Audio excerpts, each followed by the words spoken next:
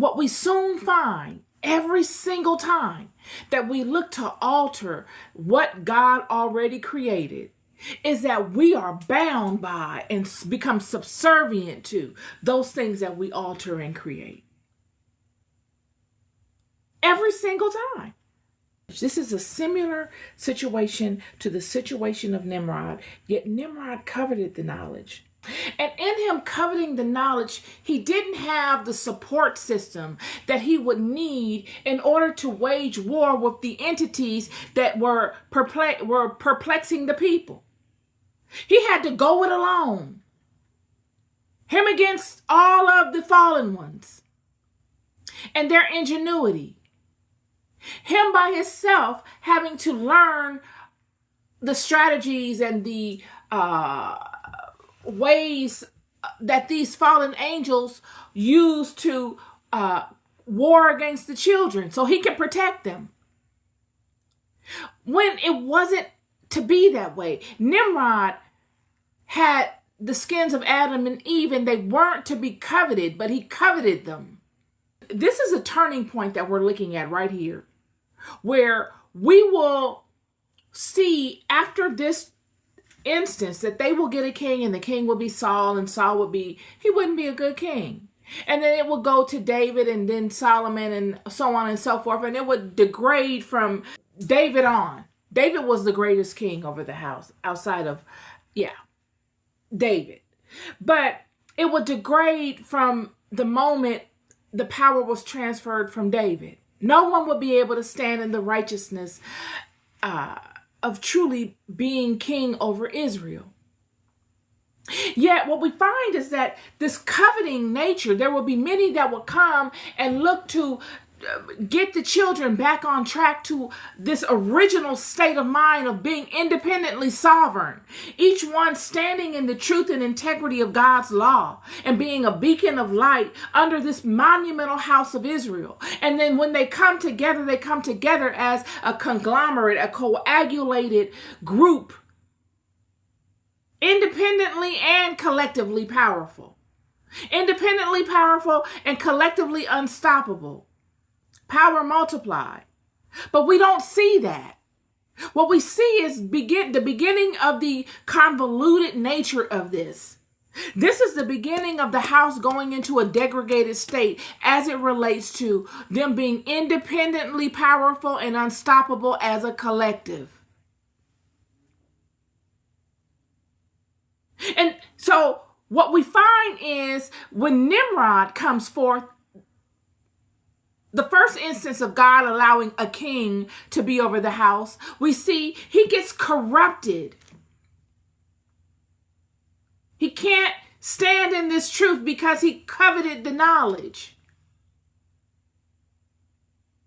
He's one man against many, and those that he is against are very wise. So the time it takes for him to study and get a handle on their tactics and their techniques, they've already mastered him. There are many of their eyes on him and one set of his eyes on them. And the same way with those that will come amongst the house and try to reestablish this thinking and say, we as a group need to align back to the laws of God. That one person that comes is ostracized. He becomes a Nimrod. He has no support. He's got to go it alone. He becomes a Nimrod in the sense that he has to go it alone. It's the same as coveting. You get the same effects as if you were coveting the knowledge. I'm here to tell you. God, let me speak this the way I feel it. At this point in Scripture is the turning point where these people give up their sovereignty. The people. They truly give up their sovereignty. And they open themselves up to levels of manipulation that would send them on a spiral. levels of manipulation that will send them on a downward spiral. And that spiral will lead them to a place that there will be many that come amongst them and that will dare to care. You got to dare to care. Because when you dare to care, the effects of doing so are the same effects that Nimrod experienced because he coveted the knowledge. You go it alone because not many dare to care. It was a system where everybody was supposed to dare to care. Everybody was. So you get rid of one that dares to care, there's another one that dares to care. And then you get rid of that one, and then there's another one, and there's another one, and there's another one, and there's another one. All at the same level or higher. All inspired off of each other's dare to care. But if you can break that,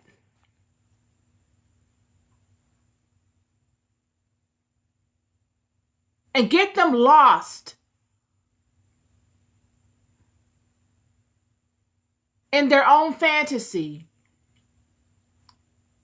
in their own level of lies and deception that they justify for comforts. Whoever comes up amongst them from a righteous place and looks to reestablish truth and integrity and honor within the house, and that dares to care enough to do that, faces the same effects that one would face if they coveted the knowledge.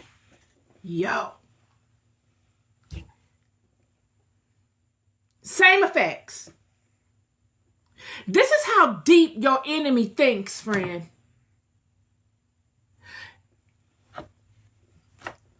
This is how your enemy is dedicated to not letting you go no further than what his constraints require of you.